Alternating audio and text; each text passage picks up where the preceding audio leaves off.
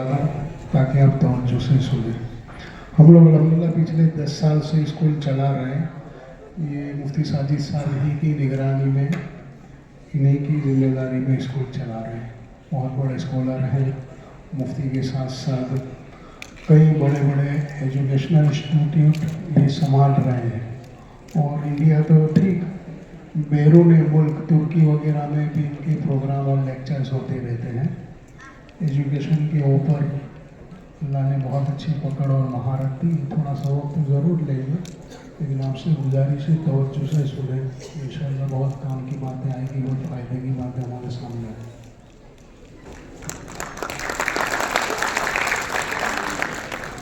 बहुत बहुत शुक्रिया मुफ्ती अब्दुल करीम साहब का। इससे पहले कि मैं अपनी बात को शुरू करूँ, मुझे 30 मिनट का वक्त दिया है। 12 में 5 कम है, 12:25 को इंशाल्लाह मैं बात ख़त्म कर दूँगा। इससे पहले कि मैं बात शुरू करूँ, थोड़ा हम लोग तरतीब कायम कर लें। ये जो आगे की सीट्स खाली है, मैं चाहूँगा कि यहाँ के जितने लोग पीछे बैठे हैं आगे आ जाए प्लीज़। यहाँ भी जो दरमियानी सीट्स खाली है, आगे प्लीज़ आप लोग आगे आ जाइए। थोड़ा अपना कंफर्ट जोन से बाहर निकलना पड़ेगा। आप हजरत से बहुत ही मुअद्दबाना गुजारिश है, थोड़ी तरतीब कायम करेंगे तो इंशाल्लाह बात सुनने में भी आप लोगों को मज़ा आएगी और बात लेने में भी आपको समझ पड़ेगी। इसी तरीके से मस्तूरात से भी मैं गुजारिश करता हूँ कि आगे की सीट्स जो खाली है आपके हिस्से की, वो पहले भर दीजिए।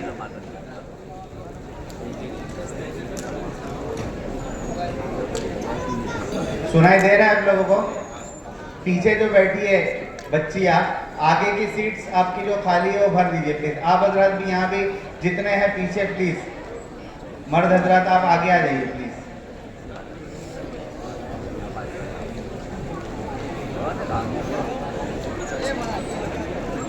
जो हिचकिचा के रह गया वो रह गया इधर, जिसने लगाई एड़ वो खंदक के पार था। यानी अपनी कंफर्ट जोन, आप अपनी सीट छोड़ के आगे की सीट नहीं भर सकते हैं अगर, तो हम कौम के लिए कुछ नहीं कर सकते थे। अगर आपको आपके आगे सीट दिख रही है खाली तो आप आगे आ जाइए।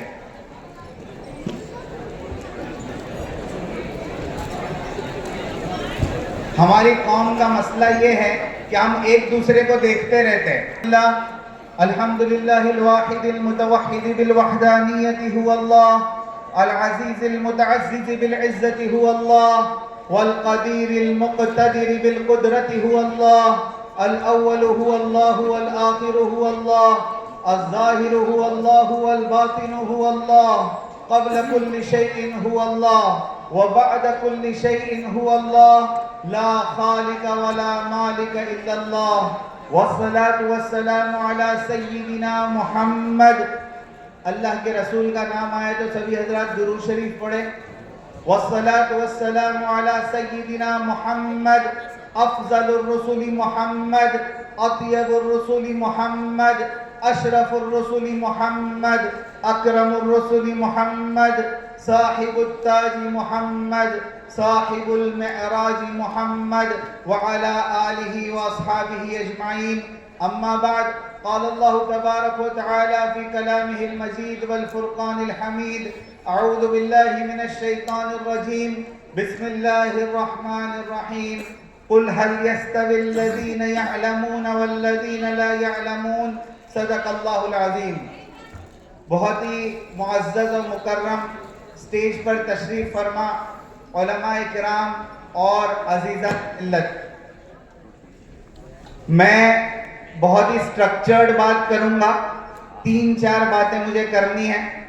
एक बात मैं स्टूडेंट से करूंगा, एक बात पेरेंट्स और कौम के जिम्मेदारों से करूंगा, और कुछ बातें जनरल करूंगा जो सबके लिए फ़ायदे की है।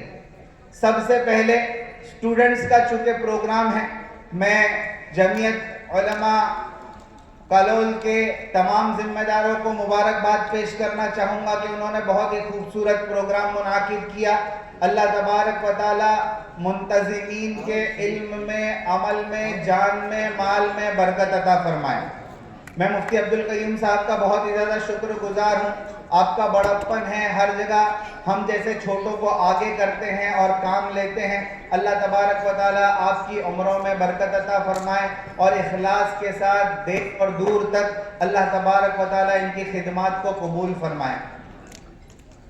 बहुत बुनियादी बात है। एक बहुत ही अहम बुक है डीप वर्क। जो स्टूडेंट्स हैं उनसे मैं गुजारिश करूंगा कि चीजों को नोट करें। कितने लोग पेन पेपर लेकर आए हैं? स्टूडेंट्स में से कितने लोग पेन पेपर लेकर आए हैं? हाथ उठाइए। सब आइंस्टाइन की औलाद है? हाँ, जितना बोलेंगे सब अंदर उतर जाएगा। प्रोफेसर साहब ने अभी शुरू में जो बात कही, शहाबुद्दीन साहब ने, बहुत कीमती बात थी। कितनी बातें आप लोगों को याद रही जी? कितनी बातें याद रही आप लोगों को? नहीं याद रही ना? पहली नसीहत और पहली काम की बात सुन लीजिए। जब भी आप किसी प्रोग्राम को अटेंड करते हैं, किसी वर्कशॉप को अटेंड करते हैं, किसी सेमिनार को अटेंड करते हैं, तो you must carry 3 P's with you. आपके पास 3 P होने चाहिए, pen, paper and positive attitude. अगर ये 3 चीजों के साथ आप आए हैं तो यहां से कुछ लेकर जाएंगे, और अगर इन 3 चीजों के साथ आप नहीं आए हैं तो यहां जितनी कीमती बातें बताई जा रही है आप यहीं पर छोड़कर वापस चले जाएंगे खाली। याद रहा बच्चों को? You have to carry 3 P's with you, pen और पेपर, ताकि आप चीजों को नोट कर सके। और पॉजिटिव एटीट्यूड की जरूरत इस वजह से पड़ती है कि अगर आप पहले से नेगेटिविटी के साथ किसी प्रोग्राम को अटेंड कर रहे हैं तो आपको कोई फायदा नहीं पहुंचेगा। और अगर पॉजिटिव एटीट्यूड के साथ आप आए हैं तो बात चाहे कोई भी कर रहा हो, आपको अपने मतलब की बात जरूर मिलेगी। तो ये 3 चीजें आपको कैरी करनी है। अब अगर आपने कैरी नहीं की है इन 3 चीजों को तो बात गौर से सुनिए। यहां से जाने के बाद जितनी बातें याद आती है उसको नोट डाउन करिए और अपनी एक जर्नल बनाइए। आपके पास ईयर वाइज, साल के हिसाब से अपनी जर्नल होनी चाहिए, जिसमें आप हर साल नई बातें जो सीखते हैं एकेडमिक्स के अलावा उनको आप नोट कर सके। और जो बुक्स आप रीड करते हैं उनमें से जो अच्छी बातें हैं उनको आप नोट कर सके। तो मैं सबसे पहले एक बुक की रेफरेंस से आपके सामने एक बात पेश करता हूं। बुक का नाम है डीप वर्क और बुक के ऑथर का नाम है Carl Newport, CAL, Carl NEWPORT। ये जो ऑथर है ये डीप वर्क नाम की किताब में एक बहुत ही अहम बात लिखते हैं। वो ये फरमाते हैं कि 21वीं सदी में, 21st सेंचुरी में जिन लोगों को सरवाइव करना है, यानी देर और दूर तक काम करना है, उन्हें 3 कैटेगरी में से किसी एक कैटेगरी में जाना पड़ेगा। सबसे पहली कैटेगरी है हाईली टेक स्किल्ड वर्कर, यानी जो लोग बहुत ही ज्यादा टेक्नोलॉजिकल फ्रेंडली है, उन्हें टेक्नोलॉजी से बहुत ज्यादा उनसियत है, वो टेक्नोलॉजी से बहुत ज्यादा मानूस है, वो 21वीं सदी में आगे बढ़ेंगे, क्योंकि हर फील्ड में टेक्नोलॉजी अपना असर छोड़ रही है। और टेक्नोलॉजी के बाद में आपको यह पता होना चाहिए कि आपकी फील्ड में, चाहे आप कोई भी फील्ड से रिलेटेड हो, आपकी फील्ड में कौन सी टेक्नोलॉजी मार्केट में आ रही है, पहले उसको आइडेंटिफाई करना आना चाहिए, फिर उस टेक्नोलॉजी को अडेप्ट कैसे करेंगे, हासिल कैसे करेंगे, यह आपको पता होना चाहिए, और फिर अपनी फील्ड में उसको इंप्लीमेंट कैसे करेंगे यह आपको पता होना चाहिए, तो आप सरवाइव करेंगे। तो कार्ल न्यूपोर्ट का कहना है कि पहला आदमी जो 21वीं सदी में सरवाइव करेगा वो है हाईली टेक स्किल्ड वर्कर। दूसरा आदमी जो 21वीं सदी में सरवाइव करेगा, इनकी रिसर्च के मुताबिक वो है कैपिटल ऑनर्स। कैपिटल ऑनर का मतलब आप समझते हो, जो बहुत ज्यादा मालदार है, अहले सरवत हजरात है। लेकिन इस जमाने में सिर्फ माल होना काफी नहीं है, माल के साथ आपको पता होना चाहिए कि इसका सही इस्तेमाल और सही जगह पर इन्वेस्टमेंट कैसे करना है। अगर ये आपको आता है तो आप 21वीं सदी में सरवाइव करेंगे। वॉरेन बफेट का नाम कितने लोगों ने सुना है? बहुत ही मशहूर इन्वेस्टर है और बड़े बड़े इन्वेस्टरों को ये रहबरी करते हैं, गाइड करते हैं कि कैसे इन्वेस्ट करना है। इनका एक बहुत मशहूर कोट है, ये कहते हैं don't put all the eggs in one basket. इनका एक मशहूर कोट है, सीए साहब को पता होगा, फाइनेंस से रिलेटेड, इकोनॉमिक्स से रिलेटेड कोट है, don't put all the eggs in one basket, यानी अपने अंडों को एक ही बास्केट में मत डालिए। क्यों? आपने अपने सब अंडों को एक बास्केट में डाल दिया और अगर इत्तेफाक से वो बास्केट टूट गया तो आपके सब अंडे एक साथ टूट जाएंगे। यानी ये कहना चाहते हैं कि आपका पूरा माल एक ही जगह पर इन्वेस्ट नहीं होना चाहिए। इन्वेस्टमेंट का उसूल ये है कि आपको मल्टीपल रिसोर्सेस और सोर्सेस कायम करने पड़ेंगे अपने इन्वेस्टमेंट के लिए। अलग अलग जगह पर पैसे इन्वेस्ट करिए ताकि अलग अलग जगह से आपका पैसा वापस आए।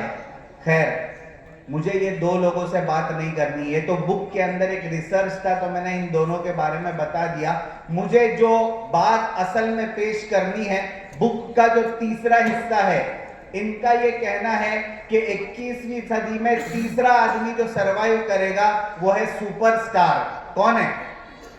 बोलिए ना, कौन सरवाइव करेगा? नहीं, हम लोग जो ट्रेनर होते हैं ना वो अकेले नहीं बोलते, थोड़ा सामने वाले से भी बुलवाते हैं। कौन है? सुपरस्टार। क्या मतलब सुपरस्टार का? सुपरस्टार का मतलब क्या समझ में आ रहा है आप लोगों को? जब मैं ये लफ्ज कहता हूं अपनी जबान से सुपरस्टार, तो आपको क्या समझ में आ रहा है? कोई भी बता सकता है, बताइए जी। सुपरस्टार इससे जी हर क्वालिटी में। और कोई? जनरल सुपरस्टार का लफ्ज अगर हम कहे, आप डेप्थ में मत, कॉम्प्लिकेशन में मत जाइए, आसान। सुपरस्टार आपके जहन में आया तो आपको क्या समझ में आया जी? सेलिब्रिटी, कोई पिक्चर का हीरो, ये सुपरस्टार का मतलब होता है नॉर्मली। एग्जांपल ले लीजिए, बच्चन साहब, ये सुपरस्टार है। क्यों है सुपरस्टार? इनको मेगा स्टार या बहुत सारे नामों से नवाजा जाता है, क्यों है? इसकी वजह मालूम करिए कि एक आदमी अपनी फील्ड का सुपरस्टार कब बनता है? जब वो अपनी फील्ड का बेस्ट ऑफ द बेस्ट होता है, तब वो अपनी फील्ड का सुपरस्टार बनता है। यानी बच्चन साहब अगर अपनी फील्ड के सुपरस्टार है, इसकी वजह यह है कि आज इतनी ज्यादा उम्र होने के बावजूद वो अपनी फील्ड के यंग एक्टर्स को टफ कंपटीशन देते हैं। राइट और रॉन्ग? सब इससे मुत्तफिक है? मैं इन बच्चों से ये गुजारिश करना चाहता हूं कि माशाल्लाह ये जो प्रोग्राम मुनाकिद किया गया, फर्स्ट, सेकंड, थर्ड रैंक आपको दिए गए, आपने कामयाबी हासिल की, आपको इनाम मिला, ये अभी आपके मंजिल की शुरुआत है। यहां पर बस नहीं करना है, आपको जिस फील्ड में जाना है उस फील्ड का सुपरस्टार बनना है, अपनी फील्ड का बेस्ट ऑफ द बेस्ट बनना है, तब जाकर आप मुल्क और मिल्लत के लिए कुछ कर पाएंगे। आज मीडियोकर लोगों का मार्केट में कोई डिमांड नहीं है। Jack in all trades, master in none, यानी जो आदमी अपनी फील्ड का काम चलाऊ है, काम चलाऊ समझते ना, कि कोई नहीं मिला चलो इनको ले लो, ऐसे आदमी का मार्केट में आज कोई डिमांड नहीं है। अब देख लीजिए, डॉक्टर्स भी बहुत बन रहे हैं, इंजीनियर्स भी बहुत बन रहे हैं, लेकिन ऐसे लोगों की वैल्यू है जो अपनी फील्ड के सुपरस्टार है। इसी तरीके से मदरसों का हाल है। आज मदारिस से सैकड़ों उलमा हर साल फारिग हो रहे हैं, लेकिन कितने उलमा ऐसे हैं जिनकी पीठ पर उनका उस्ताद हाथ रखकर ये कह सकता है कि इसको ले जाओ, कहीं पर भी चलेगा, ये इमामत में भी चलेगा, ये खिताबत में भी चलेगा, या दावत और तबलीग में भी चलेगा, ये कौम की रहनुमाई के लिए किसी भी मैदान में काम करेगा। ऐसे कितने लोग निकलते हैं। आपको अपनी फील्ड का सुपरस्टार बनना पड़ेगा, तब जाकर आप मुल्क और मिल्लत के लिए, कौम के लिए कुछ कर पाएंगे। सब तैयार है इसके लिए? सब रेडी है? और सुपरस्टार बनने के लिए आपको तन, मन, धन, हर चीज की कुर्बानी देनी पड़ेगी। कंफर्ट जोन में रहते हुए कोई आदमी सुपरस्टार नहीं बन सकता है। आप अगर अपनी सीट छोड़कर आगे आने को तैयार नहीं है तो आप अपनी फील्ड के सुपरस्टार नहीं बन सकते हैं। कंफर्ट जोन से आपको बाहर आना पड़ेगा, मुजाहदे को, मशक्कत को, तकलीफ को बर्दाश्त करना पड़ेगा, तब जाकर आप अपनी फील्ड के सुपरस्टार बनेंगे। अभी शहाबुद्दीन साहब अपनी स्टोरी कह रहे थे कि भाई मैंने बहुत छोटे से गांव से आगे बढ़कर तरक्की की, मलेशिया गवर्नमेंट ने मुझे बुलाया और मुझे वहां पर एडमिशन मिला, उन्होंने मेरी स्टडीज को स्पॉन्सर किया। क्यों किया? ये क्यों हुआ? क्योंकि वो अपनी फील्ड के सुपरस्टार थे, उन्होंने मेहनत की, जद्दोजहद की, कोशिश की, एफर्ट्स लगाए, तब जाकर इस मकाम पर पहुंचे। कौम आपको देखेगी, कौम आपको पूछेगी, कौम आपको सराहेगी, आपके पीछे लोग अपना सब कुछ लगाने को तैयार होंगे, लेकिन उस वक्त होंगे जब आप भी कुछ करने के लिए तैयार हो। आपने अभी अपनी मंजिल की शुरुआत की है, यहां पर सक्सेस को अपने दिमाग तक मत आने देना। कोई भी नाकामी को दिल तक और कोई भी कामयाबी को दिमाग तक पहुंचने मत देना। कामयाबी को एक स्टेप समझिए आगे बढ़ने का। अभी और बहुत सफर आपको तय करना है और आगे बढ़ना है। स्टूडेंट्स के लिए मैं कहूंगा कि अगर आपको अपनी फील्ड का सुपरस्टार बनना है तो कुछ चीजें आपको फॉलो करनी पड़ेगी, और मैं वो चीजें आपके सामने बयान करना चाहूंगा। स्टूडेंट की स्पेलिंग क्या है? STUDENT। ये एक्रोनिम है। मैं कुछ चीजें इसको सामने रखकर बयान करूंगा जिसको आपको फॉलो करनी है अगर आपको अपनी फील्ड का सुपरस्टार बनना है। नंबर 1 है एस का मतलब है study and try to be a student from cradle to grave, यानी आपको अपने आप को लर्नर बनाकर रखना है, सीखने वाला बनाकर रखना है, गहवारे से लेकर कब्र की गोद तक। ये पहला एस है, study and try to be a student from cradle to grave. कभी भी इस बात के जाम में मत रहना कि मुझे सब कुछ आ गया। हमेशा सीखने वाला बनना, लर्नर बनना और अपनी फील्ड में आगे बढ़ने की कोशिश करते रहना अगर आपको कामयाबी हासिल करनी है। Number 2 T, think over and over but don't over think, यानी जब आपको किसी काम को करना है तो बहुत सोच समझ कर करिए, मशवरा करके करिए, अपने बड़ों से पूछिए। जिस फील्ड में आपको आगे जाना है उस फील्ड के माहिरीन के पास जाइए, उनका मशवरा लीजिए, इस्तिखारा करिए, अल्लाह से मांगिए और फिर आगे बढ़िए। लेकिन फिर एक मर्तबा किसी चीज को करने का फैसला कर लिया है तो अब उसके बारे में ओवर थिंकिंग मत करिए, उस फील्ड में आगे बढ़ने की कोशिश करिए। Number 3 you undertake the challenges as opportunities in life, यानी आप जब किसी जगह आगे बढ़ने का फैसला करते हैं बहुत सारी रुकावटें आएगी, तकलीफें आएगी, मुश्किलें आएगी, हर्डल्स आएंगे, ऑब्स्टेकल्स आएंगे, लेकिन इन तमाम चीजों को अपॉर्चुनिटीज में कन्वर्ट करना सीखिए। विनर्स माइंडसेट पैदा करिए। विनर का माइंडसेट इस तरीके से होता है कि वो हर ऑब्स्टेकल्स में अपॉर्चुनिटी देखता है, और एक लूजर का माइंडसेट जो होता है वो हर जगह सॉल्यूशन के बजाय प्रॉब्लम्स के ऊपर फोकस करता है। तो आपको तीसरी चीज, undertake the challenges as opportunities in life. Number 4 D, dream, desire and be discipline in achieving goals. आपको बड़ा सोचना है, बड़े ख्वाब देखना है। ख्वाब के बारे में कुछ चीजें आपको पता है? डे ड्रीमिंग का एक टर्म किसी ने सुना है? Day dreaming. डे ड्रीमिंग का क्या मतलब है? डे ड्रीमिंग का मतलब किसी को पता है जी? इसको कहते हैं खुली आंखों सपना देखना। ये अच्छा टर्म है, बुरा टर्म है? यानी खुली आंखों सपना देखता है तो दिन में भी ख्वाब देखता है, इसको आप अच्छा टर्म कहेंगे कि बुरा टर्म कहेंगे? बोलिए ना जी। अक्सर रात में ख्वाब देखते हैं, तो अगर कोई खुली आंख से सपना देखता है तो उसको बोलते हैं शेख चिल्ली, राइट? दिन में भी सपने देखता है। लेकिन आप यकीन मानिए कि डे ड्रीमिंग आपको कामयाबी तक पहुंचाने का एक बहुत बड़ा स्टेप है। आप समझ रहे बात? बहुत आपने कलाम साहब का वो कोट सुना है ना?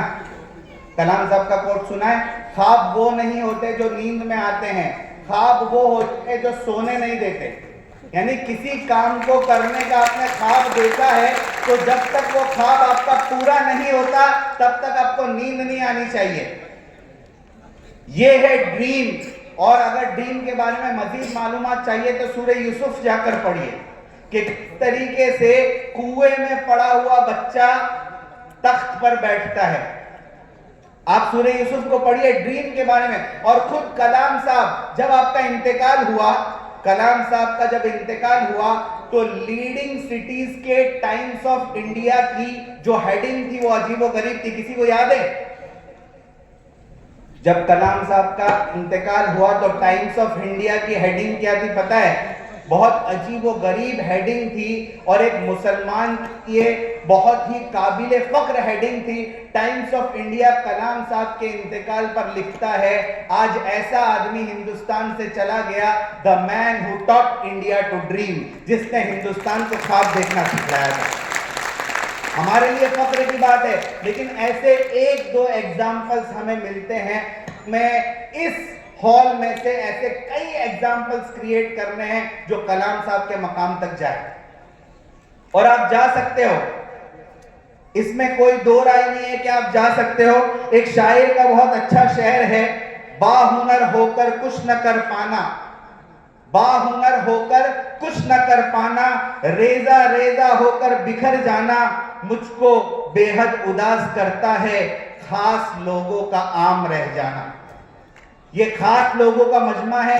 माशाल्लाह आप लोग अपने ऊपर मेहनत करेंगे तो बहुत आगे तक जाएंगे। तो मैं आपको ड्रीम के बारे में बता रहा था कि आप ख्वाब देखिए बड़ा और उसको अचीव करने की मेहनत करिए। इसके बाद है ई, यानी efforts with energy, excitement and enthusiasm. आपको एफर्ट्स लगाने हैं ड्रीम को हासिल करने के लिए, गोल्स को हासिल करने के लिए, मकसद को हासिल करने के लिए, अपने विजन और मिशन को हासिल करने के लिए जितनी ज्यादा एफर्ट्स आप गहराई के साथ लगाएंगे उतना ज्यादा आप मंजिल के करीब जाएंगे।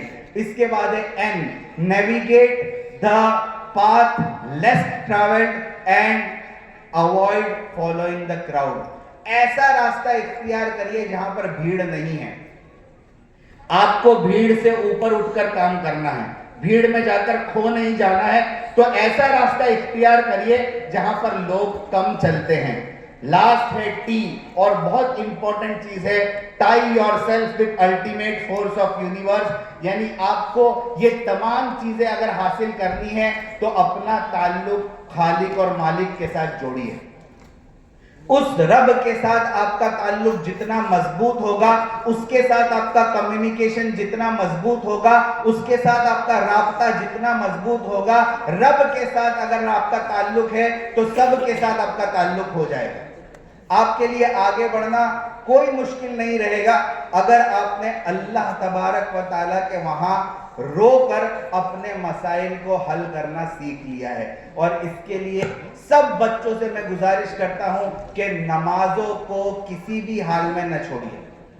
नमाज की पाबंदी, अल्लाह से मांगना, पाबंदी के साथ हर नमाज के बाद अगर आप ये कर लेते हो तमाम एफर्ट्स लगाने के साथ साथ, तो इंशाल्लाह कामयाबी आपके कदम चूमेगी और आपको कोई भी चीज आगे बढ़ने से नहीं रोकेगी।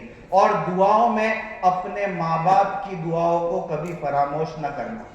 आगे बढ़ने के सफर में कभी आपकी जबान से, कभी आपके बदन से कोई ऐसा काम न हो जाए जिसकी वजह से आपके माँ बाप को तकलीफ पहुंचे। जब आप अल्लाह से मांगते हैं तो अपने आमाल ऐसे बनाइए कि आपके माँ बाप भी आपको दुआ दे, और आपकी कामयाबी की सबसे बड़ी सीढ़ी आपके माँ बाप की दुआएं हैं। ये चीजें अगर आपने फॉलो कर ली, जो मैंने आपको स्टूडेंट का पूरा एक्रोनिम बताया, फिर से मैं एक मर्तबा रिपीट करता हूं। Number 1, study and try to be a student from cradle to grave. Number 2, think it over and over but don't over think. Number 3, undertake the challenges as opportunities in life. Number 4, dream, desire and be disciplined in achieving your goals. Number 5, efforts with energy, excitement and enthusiasm.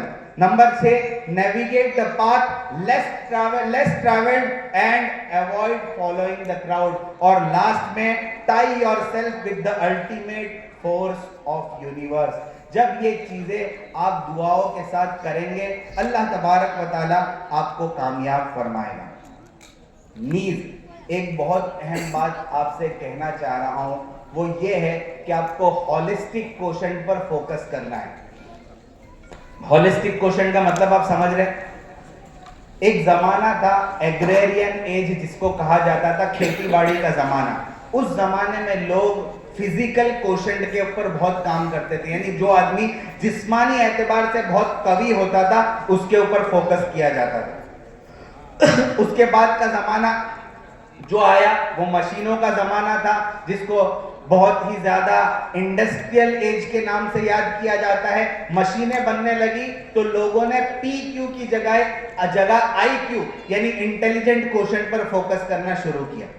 फिर मशीनें इतनी ज्यादा बन गई, आगे पीछे ऊपर नीचे हर जगह मशीन ही मशीन नजर आने लगी, तो लोगों के इमोशंस भी मशीनों की तरह काम करने लगे।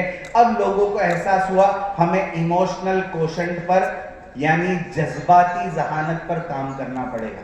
और आज का जो जमाना है, जिसमें आज छोटी सी छोटी जगह पर बैठकर दुनिया का बड़े से बड़ा क्राइम कर सकता है, इस जमाने को डिजिटल एज कहा जाता है। और इस एज में अब एजुकेशनल वर्ल्ड बात कर रहा है स्पिरिचुअल क्वोशंट की, यानी आपको रूहानियत पर काम करना पड़ेगा तो ही आदमी गलत काम से बचेगा। हम इस्लामिक मैनेजमेंट और मुस्लिम मैनेजमेंट की जो स्कूल्स चलाने वाले लोग हैं, साइमल्टेनियसली हर चीज पर काम करने की कोशिश करते हैं। हम बच्चों के फिजिकल क्वोशंट के ऊपर भी ध्यान देते हैं, उनके इंटेलिजेंट क्वोशंट पर भी ध्यान देते हैं, उनके इमोशनल क्वोशंट पर भी ध्यान देते हैं, और साथ साथ उनके स्पिरिचुअल क्वोशंट पर भी ध्यान देते हैं। अगर इन तमाम चीजों पर हम एक साथ ध्यान देंगे तो इंशाल्लाह ऐसी जनरेशन आगे के जमाने में आएगी जो मुल्क और मिल्लत के लिए काम की बनेगी। तो मैं गुजारिश करूंगा पेरेंट्स से भी और बच्चों से भी कि आप अपनी सेहत का भी ध्यान दें, अपनी जहनी सलाहियत को आगे बढ़ाने के लिए आप एकेडमिक्स के साथ कुरान और हदीस को भी सीखने और समझने की कोशिश करिए। दुआओं को पढ़ने का एहतमाम करिए, खासकर मसनून दुआएं जो अल्लाह के रसूल सल्लल्लाहु अलैहि वसल्लम ने मुख्तलिफ एतबार से, मुख्तलिफ वक्त के एतबार से बताई है। सुबह उठने की, रात में सोने की, बैतुल खला में जाने की, बड़ों से मिलने की, किसी मजलिस में जाने की, ये सब जितनी दुआएं मसनून दुआएं हैं उनको तर्जमे के साथ याद करिए। इसकी वजह से आपके विजडम का लेवल बढ़ेगा, हिकमत आपके अंदर आएगी, इंटेलिजेंस आपकी बढ़ेगी। इमोशनल क्वोशंट पर काम करना बहुत जरूरी है। हमारी कौम के साथ मसला ये है कि हम अपने जज्बात पर कंट्रोल करना नहीं आता है। सही है गलत? सोशल मीडिया हमारे खिलाफ एक बात आती है और हम आउट ऑफ कंट्रोल हो जाते हैं। राइट या रॉन्ग? रमजान का महीना है, असर की नमाज का वक्त है, मुस्लिम मोहल्ला है, एक रिक्शा वाला आगे जा रहा है, पीछे से एक स्कूटर वाला भी निकल रहा है, दोनों मुसलमान, दोनों ने रोजा रखा है। रिक्शा वाले ने अगर गलती से ब्रेक मार दिया और पीछे से स्कूटर वाले ने आके ठोक दिया तो आप सोच सकते हैं ना क्या होगा? क्या होगा जी? नहीं, थोड़ा तफसील से बताइए। लड़ाई तो बहुत आसान से आप निकलिए, क्या होगा? दोनों उतरेंगे, अपनी आस्तीनें चढ़ाएंगे, एक दूसरे की माँ बहन की तारीफ करेंगे, एक दूसरे का सर फोड़ेंगे, हॉस्पिटल भी जाएंगे, पुलिस केस भी होगा। क्यों हुआ? क्यों हुआ? सॉरी बोलना नहीं आया, माफी मांगना नहीं आया, अपने इमोशंस को कंट्रोल करना नहीं आया। सही है गलत? आपको समझना चाहिए कि इमोशंस को कंट्रोल करना आज के ज़माने के एतबार से बहुत ज़्यादा ज़रूरी है। और मैं पेरेंट्स से गुजारिश करूंगा, हम बच्चों को कहते हैं कि भाई लड़ो मत, झगड़ा मत करो, लेकिन वो बच्चा अपने घर में अपने माँ बाप को सुबह शाम, बोलूं मैं ज़्यादा आगे? जी समझ गए ना? अगर वही काम करते हुए बच्चा माँ बाप को देखता है तो उसको आप बोल नहीं सकते हो कि लड़ो मत अपने भाई बहन के साथ। अपने इमोशंस को कंट्रोल करना माँ बाप को भी आना चाहिए और बच्चों को भी उनको सिखाना चाहिए। और इसी तरीके से स्पिरिचुअल कोशेंट, रूहानियत पर काम करना बहुत जरूरी है। ये बहुत इंपॉर्टेंट चीज है, मैंने आप हजरात के सामने डिस्कस की। लास्ट में एक बहुत ही इंपॉर्टेंट बात कहकर अपनी बात को खत्म कर देता हूं, वो है टाइम मैनेजमेंट। बहुत मुख्तलिफ एतबार से मैंने चीजों को बताया। यहां पर 10 बजे प्रोग्राम शुरू होना था। हम लोग अहमदाबाद से, मैं तो भावनगर से चला, मुफ्ती साहब को अहमदाबाद से लिया और यहां पर प्रोग्राम शुरू होने से 15 मिनट पहले पहुंच गया और कलोल वाले 11 बजे आए। कितने बजे? सही है गलत? क्यों? हम अगर दूसरों के वक्त को अहमियत नहीं दे सकते हैं, कोई हमारे किसी भी काम को कभी अहमियत नहीं देगा। इसलिए एक जनरल बात कहकर अपनी बात को खत्म कर देता हूं, टाइम मैनेजमेंट करना सीखिए। और टाइम मैनेजमेंट का एक उसूल आपको बता के जाता हूं। आपको अल्लाह ताला ने कितना वक्त दिया है? एक दिन में कितना वक्त दिया है? 24 घंटे दिए हैं। दुनिया में अल्लाह तबारक व ताला ने माल किसी को ज्यादा किसी को कम दिया, खूबसूरती किसी को ज्यादा किसी को कम दी, इल्म किसी को ज्यादा किसी को कम दिया। बहुत सारी चीजों में अल्लाह तबारक व ताला ने तफावुत रखा, लेकिन वक्त एक ऐसी चीज है जो अल्लाह तबारक व ताला ने हर किसी को बराबर दिया। और जितने लोग अपनी जिंदगी में कामयाब हुए, इसी 24 घंटे को सही इस्तेमाल करके कामयाब हुए। तो मैं आपको 24 घंटे की एक तरतीब बता देता हूं, उसको फॉलो करिए और अपने आसपास के तमाम लोगों को फॉलो करवाइए। इंशाअल्लाह कामयाबी हमारे कदम चूमेगी। 24 घंटे में से पहले 8 घंटे आपको 24 घंटों में, तो 24 घंटों को 3 हिस्सों में तकसीम करना है। 8, 8 और 8। 24 घंटे में से पहले 8 घंटे ऑनेस्ट हार्ड वर्क। क्या करना है आपको? ऑनेस्ट हार्ड वर्क, यानी ईमानदारी के साथ जिस काम को आप सुबह से शाम तक करते हैं उसको ठीक तरीके से करना है। अगर आप दुकानदारी कर रहे हैं तो ठीक तरीके से करिए, अगर आप इमामत कर रहे हैं तो ठीक तरीके से करिए, मदरसा पढ़ा रहे, स्कूल पढ़ा रहे, कुछ भी कर रहे, अगर बीवी है घर का काम कर रही है तो ठीक तरीके से पहले 8 घंटे ऑनेस्ट हार्ड वर्क करना है, ईमानदारी के साथ, जिसमें किसी आदमी को आपके काम पर उंगली रखने का मौका नहीं दे सकते आप कि आपने अपने 8 घंटे में कोई दूसरा काम किया। समझ में आ रही है बात? क्या है? पहला 8 घंटा ऑनेस्ट हार्ड वर्क, ईमानदारी के साथ उस काम को फोकस के साथ करिए, आपको रिजल्ट मिलेंगे। ठीक है? ये पहले 8 घंटे आप चूंकि ईमानदारी के साथ नहीं करते हैं, इसके लिए आपका पूरा 24 घंटे का काम मुतासिर होता है। इस 8 घंटे को आपने ईमानदारी से अपने बेसिक चीज के ऊपर लगा दिए, आपके दूसरे 24 घंटे में उसकी बरकत आपको नजर आएगी। दूसरा 8 घंटा ऑनेस्ट साउंड स्लीप। क्या है? ऑनेस्ट आपको 24 घंटे में 8 घंटे नींद को देने हैं। चूंकि अगर ये 8 घंटे आपने नींद को नहीं दिए तो 16 घंटे आपकी बॉडी आपका साथ नहीं देगी। और साउंड स्लीप का मतलब है 3 चीजों का आपको ध्यान देना है। ऐसी जगह पर सोइए जहां एयर पॉल्यूशन ना हो, ऐसी जगह पर सोइए जहां नॉइस पॉल्यूशन ना हो। और नॉइस पॉल्यूशन तो हम लोग बाजू में लेके ही सोते हैं, तो नींद कभी अच्छी। इसलिए सोने से पहले मोबाइल इतना दूर रखिए कम से कम कि मोबाइल तक जाने के लिए आपको बिस्तर से उठना पड़े। करेंगे इंशाल्लाह। नॉइस पॉल्यूशन से दूर रहना है। तीसरी चीज लाइट पॉल्यूशन से दूर रहना है, अंधेरे में। इसलिए अल्लाह तबारक व तआला कुरान करीम में फरमाता है वजअलना अल-लैला लिबासा, रात को लिबास बनाया, क्योंकि लिबास अंधेरा की चीजों को अंधेरे में रखता है, पोशीदा रखता है। तो खैर ये बहुत जरूरी है, आप नींद पूरी लीजिए। आज नींद पूरी नहीं रहने की वजह से हमारी बहुत सारी बीमारियां पैदा करती है चीज। तीसरे 8 घंटे बहुत इंपॉर्टेंट है, बस मैं आखिरी बात कह रहा हूं। तीसरे 8 घंटे को आपको 3 हिस्सों में तकसीम करना है, 2.40, 2.40, 2.40, यानी 8 घंटे को 2 घंटा 40 मिनट, 2 घंटा 40 मिनट, 2 घंटा 40 मिनट में तकसीम करिए। पहले 2 घंटे 40 मिनट आपको 3 F को देने हैं, 3 F, faith, family and friends. Faith यानी ईमान और यकीन की मेहनत। मेरे भाइयों, बुजुर्गों, दोस्तों, दावत और तबलीग वाले कहते हैं 2.5 घंटे, तो 2.5 घंटे यानी 2.40 आपको फेथ, फैमिली को देने हैं, फ्रेंड्स को देने हैं। यानी हम कहते हैं कि हम फैमिली को बहुत टाइम देते हैं, लेकिन फैमिली को ऐसा टाइम नहीं चाहिए जहां आप घर पे जाकर भी मोबाइल हाथ में लेकर बैठे हो। ऐसा टाइम नहीं चाहिए फैमिली को आपका। फैमिली को आप क्वालिटी टाइम दीजिए, आधा घंटा दीजिए, लेकिन ऐसा टाइम दीजिए जहां आपके पास मोबाइल ना हो, ऑफिस का कोई काम ना हो, कुछ भी ना हो। जब आप ऑफिस में होते हो और जब आप घर पर होते हो और ऑफिस का कोई बहुत इंपॉर्टेंट कॉल आता है, तो आप क्या कहते हो? फौरन कर लेते हो। क्यों करते हो? क्योंकि फैमिली का कोई इंपॉर्टेंस नहीं है। और जब ऑफिस में होते हो, घर से कोई काम आता है, तो घर वालों को कह देते हो मीटिंग में हूं, अभी बात मत करो, बाद में बात करो, राइट?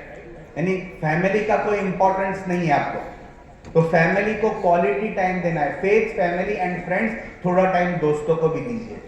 दूसरा काम 2.40 3F को दिए, दूसरे 2.40 3H को दीजिए। H health, hobbies and hygiene. अपने सेहत के लिए थोड़ा वक्त निकालिए, थोड़े वॉकिंग करिए, थोड़ी स्विमिंग करिए, थोड़ी वर्जिश करिए, कुछ भी करिए। हेल्थ को थोड़ा टाइम दीजिए। हाइजीन, सफाई सुथराई, नहाना धोना, उसमें से थोड़ा टाइम वहां दीजिए। और हॉबीज, कुछ आदतें, कुछ हॉबीज आपकी थी जो बचपन में थी और बड़े होने के वक्त आप उसको भुला देते हैं, उन हॉबीज को मरने मत दीजिए। किसी को शेर शायरी कहने की हॉबीज होती है, किसी को ड्राइंग करने की हॉबी, इसको मरने मत दीजिए, इसको जिंदा रखिए, ये आपको जवान रखती है। और तीसरा 2.40 3S को देने हैं। Soul, service and smile. Soul यानी रूहानियत के लिए थोड़ा वक्त आपको निकालना है। जिस तरीके से जिस्म के लिए आप थोड़ा वक्त निकालते हैं, रूहानियत के लिए थोड़ा वक्त निकालिए। सर्विस, खिदमत खल्क के लिए थोड़ा वक्त निकालिए। खिदमत खल्क, हम बहुत सारे लोग ऐसे होंगे, जैसे कि मैं आलिम हूं तो मैं कहूंगा कि मैं मदरसा पढ़ाता हूं तो ये तो खिदमत का ही काम है। नहीं, ये खिदमत मुराद नहीं है। यहाँ पर सर्विस से उस खिदमत को मुराद लिया जा रहा है जिसका बदला आपको दुनिया में किसी से नहीं लेना है, उसका बदला आपको डायरेक्ट अल्लाह से लेना है। ऐसी खिदमत यहाँ पर मुराद है। कुछ काम ऐसे करिए खिदमत खल्क के जिसकी जजा आप अल्लाह के अलावा किसी और से ना चाहें। समझ में आ रही है बात? और आखिर में स्माइल, मुस्कुराहट के लिए भी थोड़ा वक्त निकालिए। मुस्कुराने के लिए आपको लखनऊ में होना जरूरी नहीं है, कलोल में भी आप मुस्कुरा सकते हैं। ठीक है, इंशाल्लाह ये कुछ बातें मैंने आपके सामने अर्ज की। मैं गुजारिश करता हूं कि आप भी इसको अपनी ज़िंदगी में इम्प्लीमेंट करिए और जितने जानने वाले हैं आपके, उन तक इन बातों को पहुंचाइए ताकि वो लोग भी अपनी ज़िंदगियों को संवारें। अपना रिश्ता अल्लाह के साथ मजबूत करिए, नमाज़ों के ज़रिए से, दुआओं के ज़रिए से, और खिदमत खल्क के कुछ काम करिए। हज़रत मुफ्ती अब्दुल कय्यूम साहब जमीयत के प्लेटफॉर्म से जो काम कर रहे हैं, और जमीयत उलमा हिंद जो पूरे हिंदुस्तान में काम कर रहा है, काबिल तारीफ़ है। अल्लाह तबारक व तआला इस पूरी टीम को जज़ाए खैर अता फरमाए। ये जो प्रोग्राम मुनाकिद किया गया, जिन लोगों ने जान से, माल से, वक्त के एतबार से इसमें हिस्सा लिया है, हम सब उन लोगों के लिए दुआ करते हैं कि अल्लाह तबारक व तआला उनको फलाह दारैन अता फरमाए। आप सभी हज़रात का मैं शुक्रगुजार हूँ कि आपने इतवार के दिन अपना कीमती वक्त फारिग किया, यहाँ पर तशरीफ़ लाए और बच्चों की हौसला अफजाई फरमाए। जज़ाकल्लाहु अहसनल जज़ा। अस्सलामु अलैकुम व रहमतुल्लाहि व बरकातुहू।